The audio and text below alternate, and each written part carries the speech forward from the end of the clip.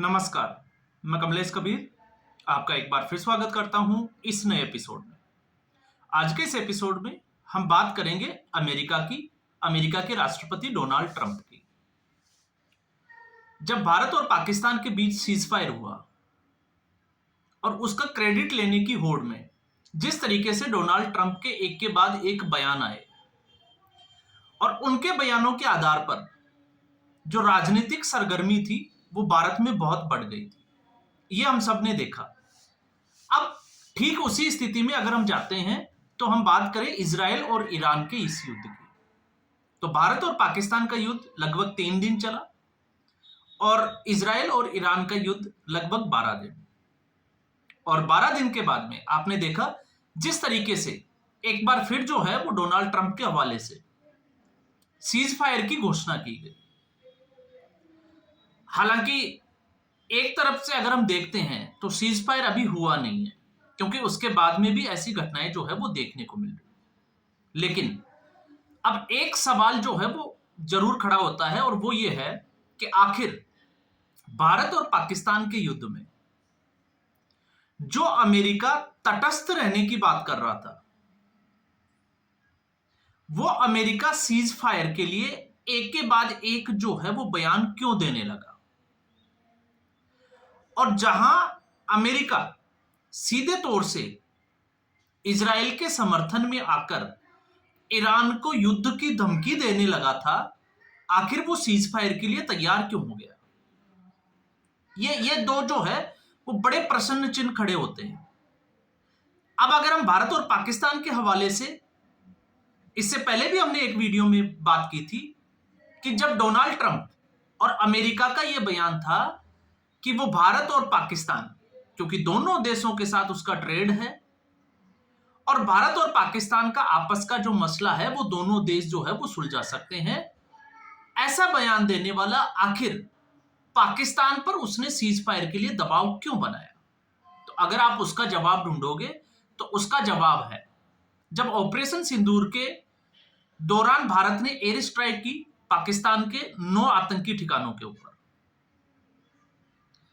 उसके बाद अगले दिन आपने देखा जिस तरीके से पाकिस्तान ने ड्रोन्स भारत की तरफ भेजे और उसके जवाबी हमले में पाकिस्तान के एक के बाद 11 जो एयरबेस थे उनके ऊपर अटैक किया गया और सबको जो है वो नुकसान पहुंचाया गया, हम ये कह सकते हैं।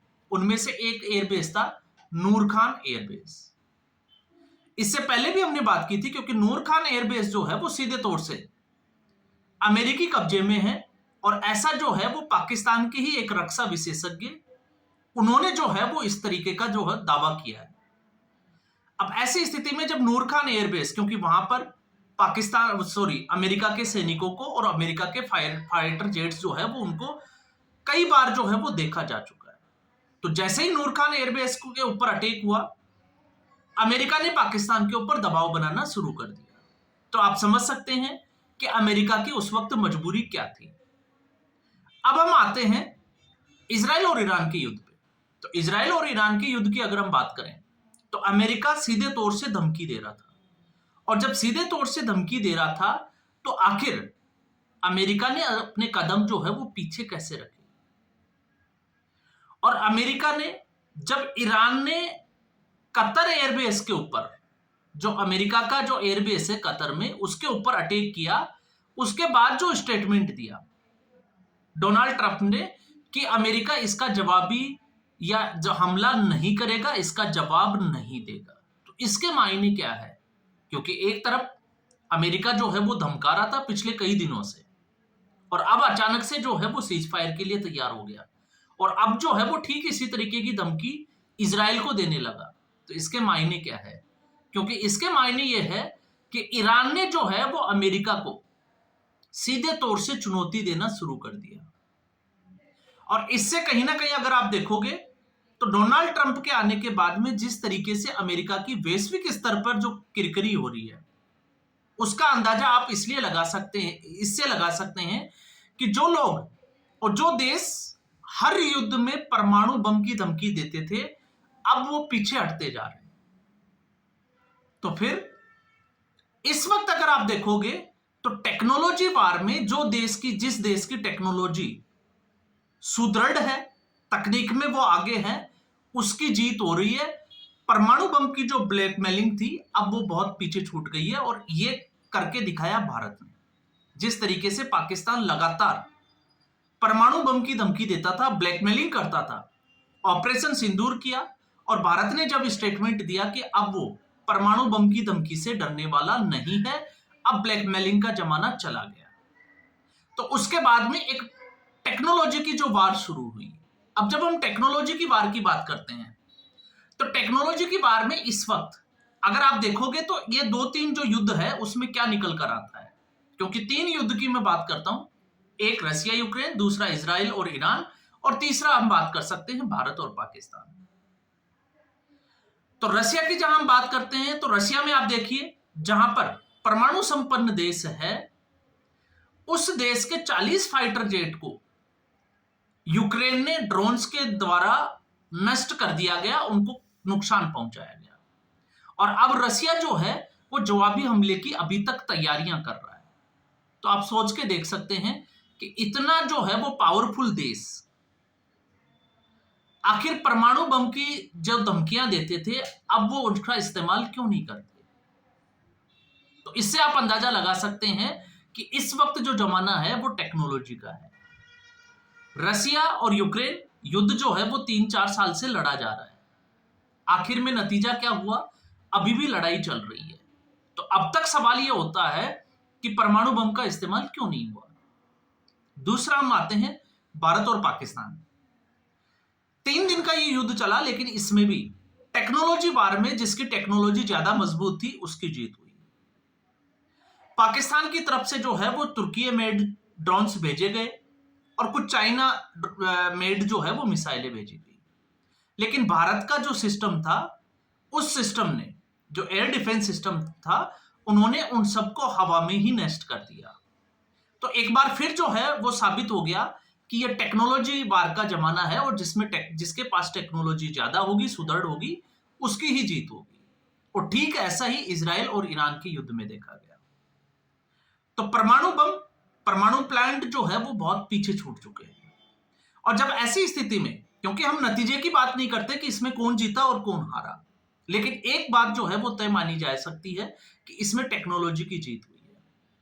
तो इस स्थिति में अगर वर्तमान स्थिति में देखें तो फिर भारत और चाइना जो है वो अभी भी आप देखिए अमेरिका और दूसरे देशों के मुकाबले टेक्नोलॉजी के मामले में आगे दिखाई देते हैं। और क्यों दिखाई देते, उसके कुछ एग्जाम्पल, क्योंकि अमेरिका इसके बीच में केंद्र है। तो केंद्र में जब अमेरिका है तो अमेरिका की हम टेक्नोलॉजी की बात करते हैं, क्योंकि भारत ने चाइना और तुर्की में जो ड्रोन्स थे उनकी पहले ही टेक्नोलॉजी जो थी उसको ध्वस्त कर दिया था। और चाइना सीधे तौर से अगर आप देखोगे तो 1962 के बाद में भारत से सीधे तौर से लड़ाई करने के मूड में भी नहीं है। सीमा के अंतरराष्ट्रीय जो सीमा है, क्योंकि वो तय नहीं है, इसलिए वहां पर छोटी मोटी घटनाएं वो देखी जा सकती है। इसके अलावा अगर आप वैश्विक स्तर पे या सामरिक महत्व पे अगर दृष्टि से हम देखते हैं तो इतना बड़ा कुछ जो है वो उसके ऊपर तनाव की स्थिति है नहीं। लेकिन अगर आप अमेरिका की बात करते हैं तो अमेरिका की टेक्नोलॉजी, क्योंकि अमेरिका में इस वक्त अगर आप देखोगे तो B-2 बॉम्बर अमेरिका ने इसलिए बनाए, और अमेरिका ने इतने जो टेक्नोलॉजी के साथ उसको बनाया कि वो अमेरिका के अलावा किसी दूसरे देश के पास ऐसी तकनीक ही नहीं है, और लगभग 20 B-2 बॉम्बर बनाए। लेकिन जब हम टेक्नोलॉजी की बात करते हैं, जिसका अमेरिका जो है वो अपने आप को गर्व से, या हम कहें कि पूरी दुनिया को ये कहता है कि अमेरिका जो है वो किसी भी देश के ऊपर हमला कर सकता है, तो उसी टेक्नोलॉजी का जो है वो एक उदाहरण है 2008 में अगर आप देखो तो 2008 में गुआम में जिसमें हम कहें कि वहां पर B-2 बॉम्बर टेक ऑफ के समय जो है वो रनवे के ऊपर फिसल गया, और फिसलने के बाद में पूरी तरीके से जो है वो जलकर राख हो गया। और इसके अलावा दूसरा B-2 बॉम्बर जिसकी हम बात करते हैं 2010 में 10 दिसंबर 2022 में एक और B-2 बॉम्बर जो था वो अमेरिका के ही व्हाइटमैन एयरबेस के ऊपर, उसके ऊपर भी जो है वो अगर आप देखोगे स्टोरी उसकी पढ़ोगे, फैक्ट्स चेक करोगे, तो वहां पर लैंडिंग के दौरान जो है उसमें आग लग जाती है और वो पूरी तरीके से नष्ट हो जाता है। तो यहां पर अमेरिका भी जो है वो इन चीजों से अछूता नहीं है। लेकिन ये B2 बॉम्बर की बात हम इसमें जो है वो वीडियो में सिर्फ फैक्ट्स के लिए कर रहे हैं, इससे हम थोड़ा आगे बढ़ते हैं। तो अगर हम अमेरिका के अगर उससे देखते हैं तो अमेरिका जो है वो अपने लगातार आपने देखा होगा कि भारत के ऊपर दबाव बनाता है फाइटर जेट्स के लिए, कि भारत जो है वो उसके फाइटर जेट्स खरीदे। और जिन फाइटर जेट्स के जिसको हम कहें कि J-35B की अमेरिका जो है वो बात करता है, आज आप देखिए कि वही फाइटर जेट 14 जून से केरल के तिरुवनंतपुरम एयरपोर्ट के ऊपर खड़ा है। क्यों खड़ा है और उसके पीछे की कहानी क्या है?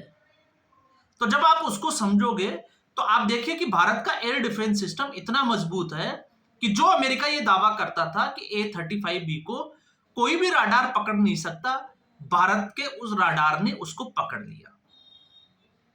इमरजेंसी उसकी लैंडिंग हुई और इमरजेंसी लैंडिंग के बाद में, क्योंकि अमेरिका दबाव बनाता था कि भारत उसको खरीदे, लेकिन टेक्नोलॉजी शेयर करने में अमेरिका जो है वो मनाही कर रहा था, आनाकानी कर रहा था। तो भारत ने उसकी डील जो है वो कैंसिल कर दी, क्योंकि आने वाले समय में अगर ऐसा होता है तो अमेरिका उसको टेक्नोलॉजी दे या नहीं दे, लॉक कर सकता है, इसकी पूरी जो है वो संभावनाएं जता सकते हैं। तो ऐसी स्थिति में भारत जो है वो रसिया की तरफ देखता है, क्योंकि रसिया का Su-57 और रसिया जो है वो टेक्नोलॉजी ट्रांसफर करने के लिए तैयार है। तो भारत का झुकाव उस डील की तरफ है।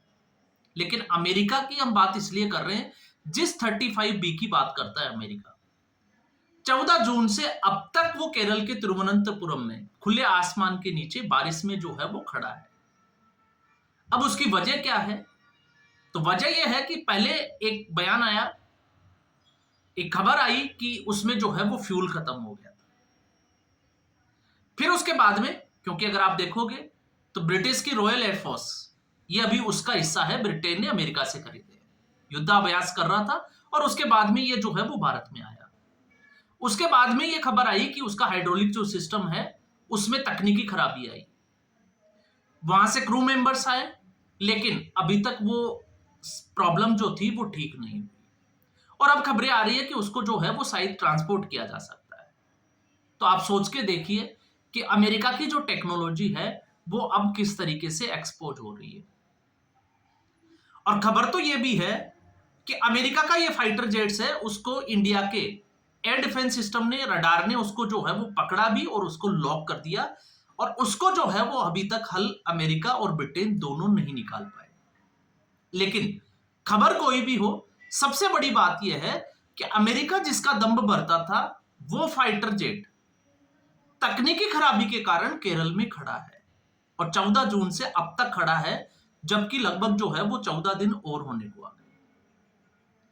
और फिर इससे पहले भी जो है वो ऐसा नहीं है कि अमेरिका एक्सपोज नहीं हुआ। अमेरिका की अगर आप बात करोगे तो बालाकोट एयर स्ट्राइक के बाद में अमेरिका ने पाकिस्तान को अपने फाइटर जेट्स बेचे, और अभिनंदन का वो वाक्य आपको याद होगा कि अभिनंदन ने हमारे जो है वो पुराने जो विमान थे उसी से F-16 को नष्ट कर दिया हवा में।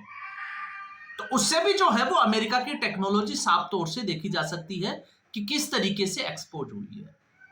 तो इसलिए हमने ये जो है इसमें बात की कि इस वक्त अमेरिका जो क्रेडिट वॉर में उलझा हुआ है वो अपनी टेक्नोलॉजी में के स्तर पर अगर आप देखोगे तो किस तरीके से एक्सपोज हो रहा है।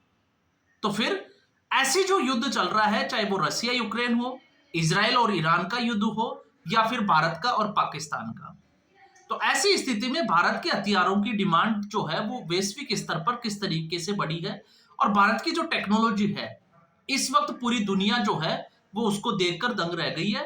तो इसलिए हमने इस जो है वो वीडियो में बात की कि किस तरीके से भारत जो है वो इस वक्त टेक्नोलॉजी वॉर में अमेरिका से भी आगे दिखाई देता है। तो आज के एपिसोड में बस इतना ही।